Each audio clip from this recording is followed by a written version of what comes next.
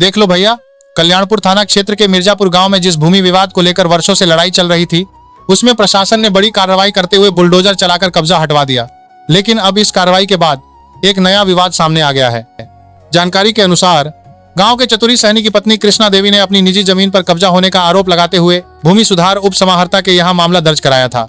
लंबी कानूनी प्रक्रिया के बाद फैसला उनके पक्ष में आया। इसके बाद अंचल कार्यालय द्वारा जमीन का सीमांकन कराया गया और प्रशासन से सुरक्षा बल की मांग की गई।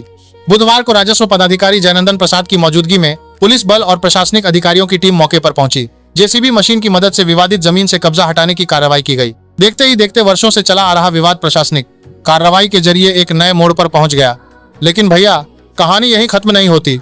कार्रवाई के बाद अब कुछ ग्रामीण उस दस्तावेज पर सवाल उठा रहे हैं जिसके आधार पर जमीन पर दावा किया गया था। ग्रामीणों का कहना है कि दस्तावेज में रजिस्ट्री की तारीख 11 अप्रैल 1952 दर्ज है। स्थानीय लोगों के अनुसार यह दिन गुड फ्राइडे था। इसी वजह से अब गांव में चर्चा शुरू हो गई है कि उस दिन संबंधित कार्यालय खुला था या नहीं।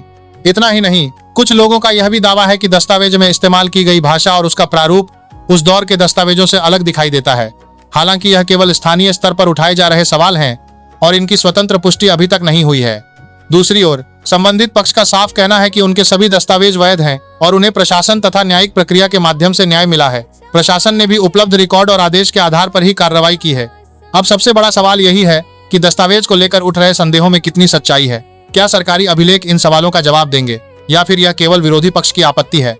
इन सभी सवालों का जवाब केवल निबंधन विभाग के रिकॉर्ड, सरकारी अभिलेखों और सक्षम अधिकारियों की जांच से ही सामने आ सकता है। फिलहाल मिर्जापुर का यह मामला पूरे इलाके में चर्चा का विषय बना हुआ है और लोगों की नजर आगे होने वाली कार्रवाई और संभावित जांच पर टिकी हुई है।